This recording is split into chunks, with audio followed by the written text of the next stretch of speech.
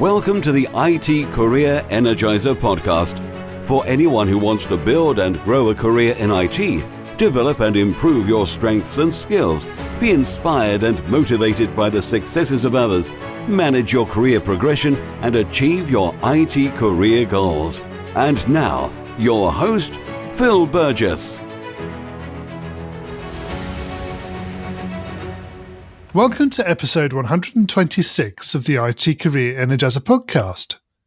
My guest on today's show is Nina Zakharenko. Nina is a senior cloud developer advocate at Microsoft, focusing on Python. Before joining Microsoft, she was a software engineer with over a decade of experience writing software for companies like Reddit, Meetup, and HBO. In her spare time, she enjoys snowboarding, hiking, and tinkering with wearable electronics from her home base in Portland, Oregon. So Nina, can I ask you to maybe expand on that brief bio and tell us a little bit more about yourself? Absolutely. So I am a newly minted developer advocate. Before I started at Microsoft this past March, I have had probably about a decade of experience writing software for a variety of companies.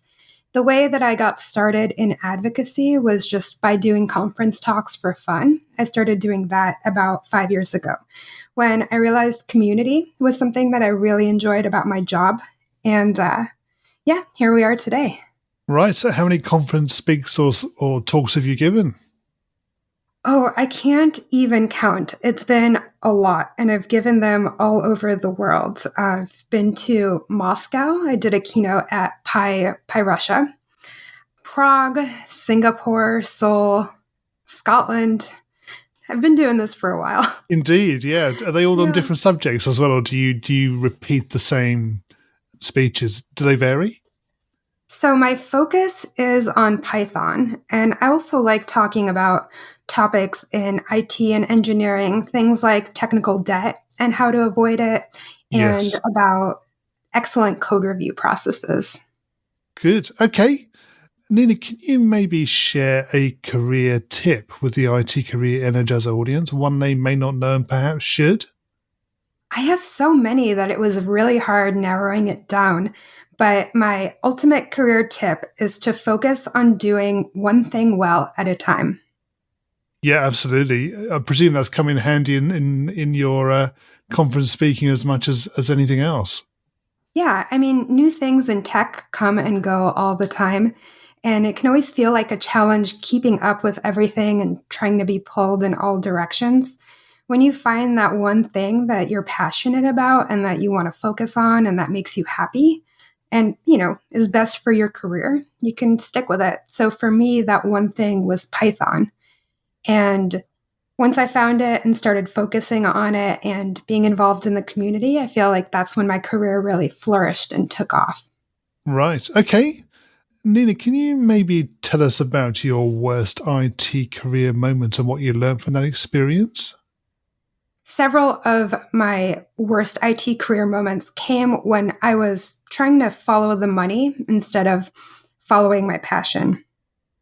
The last time it happened to me, I found myself in a really bad situation after the lovely startup that I was working for got acquired by a bigger company. And I was really miserable at this workplace. I didn't think that everything that was going on was entirely ethical, and I didn't think that the leadership shared my values. But I tried really hard to stick around for a 4-year cliff because there was a stock payout coming my way because of the sale of the startup. And all I did was made myself very, very miserable. I burned out very hard, and I ended up leaving without my stock bonus, and I couldn't be happier at my new job. I'm a little bit poorer, but still happier. Yeah, I think that you have to consider various aspects of what you want out of your work or your job or whatever it might be, but it's a balance. You can't necessarily, for example, say it's all about the income or your money or whatever it might be, but it's a balance of understanding yourself, what you want to get out of it, what enthuses you. So yes, I don't think you can necessarily sort of put your career down to one particular aspect. It's a balance of different things. Right. I 100% agree with you. And I know that not everyone can afford to do that. Not everyone can afford to take that risk. but I'm very happy I did. So moving away from your worst moment, can you maybe tell us about your career highlight or greatest success? So my very first conference talk in front of a big audience was at PyCon US back in 2015. And that's probably still one of my favorite moments, a true highlight for me, because I was so scared, so worried, so nervous about being in front of so many people. But I delivered a great talk and I got to tell my story. And I realized that people really wanted to hear about my experience. And so many opportunities have opened up from that, from kind of taking that one big leap. And one day I dream of coming back to PyCon US as a keynote speaker. Yeah, absolutely. One of my 5-year goals. Right. Okay. In terms of that experience, obviously you must have had a real mix of emotions of sort of excitement and nerves and all those sorts of things as well. So to be able to go and do that, I think is real credit to you and where you are in your career. Oh, thank you. Yeah, I never thought it was in me. My first talk in front of more than 5 people, I shook the whole time. It probably wasn't noticeable to anybody else, but yes, I can believe it. Yes. Do you find it easier now? Yes. Yeah, much easier. It's something that gets, like all things, it gets better with practice. Yes. I did think people noticed because I remember that my voice cracked like a 12-year-old boy's. I was that nervous. No, yeah, fair enough. I can imagine that would happen. Yeah. Cool. In terms of the number of people who actually listened to your first talk, how many people were in the room? Maybe 400 or so. Yeah, so that's not a bad first go in terms of a reasonably big audience. Yeah, I had spoken at some smaller meetups, maybe to crowds of 100 or so people. Yeah, So it was a big leap. indeed. And presumably you had a lot of practice of your talk before you actually gave it. I did. And the funny thing is, I don't know if this happens to anyone else, but I kind of almost black out while I'm giving a talk. Like I don't remember anything that happens during it. I just go on stage and do it, just from practice. Yeah, And then, it becomes second nature. yeah. Cool. Okay. So, Nina, what excites you about the future of the IT industry and careers in IT in particular? Something that I find really interesting about IT is there's a lot of opportunities for mentorship in our field. And I haven't really seen that in any other industry. If you're doing something interesting and you're doing something you're excited about, try to find someone else in the field that's doing the same thing and go ahead and reach out to them and see if they have time to answer your questions or mentor you or anything else. When you're reaching out to people, don't feel let down if you don't hear back, right? It's not that big of a deal. They're busy. If you do want to reach out, try to be as specific as possible in your request in terms of what you're asking for, what you want to learn, what question you want answered. I get DMs all the time that just say hi.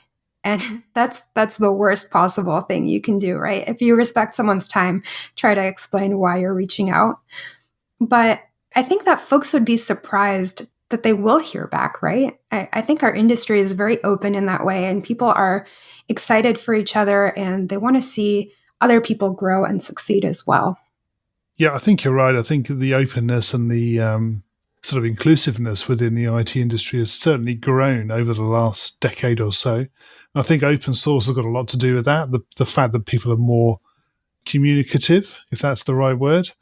So yeah, I agree with you. As long as you make it clear why, then I think yes, you're likely to get a positive response.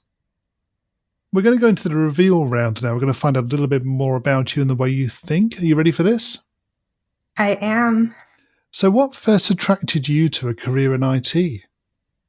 Now, this one is really embarrassing. So I've always loved computers. I have a school assignment from when I was about 11 that details how I want to be a software engineer when I grow up. But I've still kept all these years. But my main motivator at 12 years old, I decided that I hated the band Hanson. Do you remember them? I They do. did that song, Yeah. Mbop. Yeah, I just hated them and I hated their music and I wanted everyone to know. And so I took the time to learn HTML so that I could make a Hanson hating website at 12 years old. So you were trolling Henson at 12. Oh, yeah. Yeah. Yeah, I'd find other websites and right click and view source and be like, oh, how'd they do that? Right, and you put it into practice ever since. I did, yeah, but that was the start of it all. Right. I don't think many people have heard that story.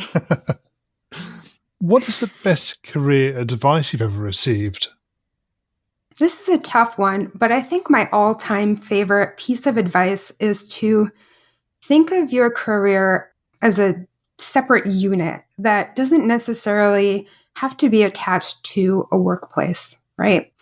If you're not getting what you need out of a particular workplace, if there are no opportunities for advancement, if you feel like your career is stagnating, it's okay to look around. Your career is bigger than all of that. Yes. If you were to begin your IT career again right now, what would you do? Well, I wouldn't do what I did when I started, which was I just didn't know anything about the industry. And so I started my career working in finance, writing enterprise applications. And had I known any better, I would not have done that because that was not at all where my passion lied. So my advice would be to, if you can and you have multiple offers available, really choose wisely and choose the place that's going to help you stay passionate about technology rather than demotivating you and bringing your spirit down. Sure. So understanding effectively where your inspiration will come from and then let it guide you as to what, where more precisely you want your career path to go, presumably. Right. So do a little bit more planning. Don't just throw a dart and see where it sticks. Yeah.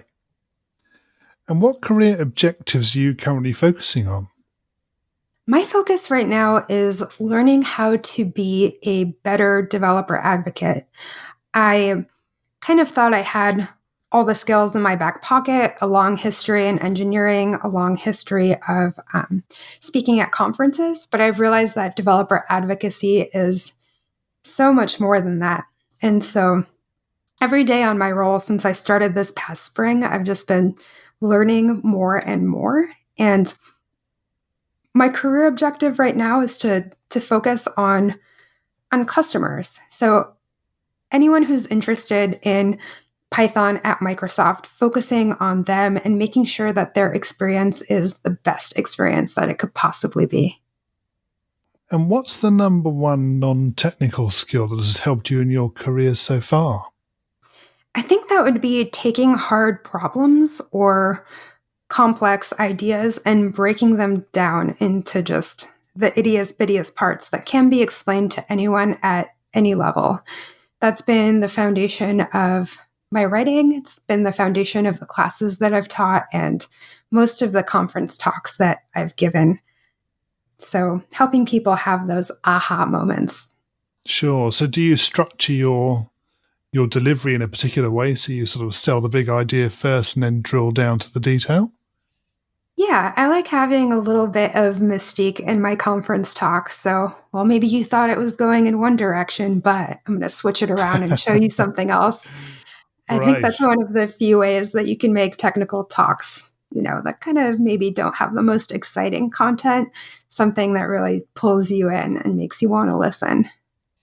Nina, can you share a parting piece of career advice with the IT Career Energizer audience? My parting piece of career advice would be to trust your gut.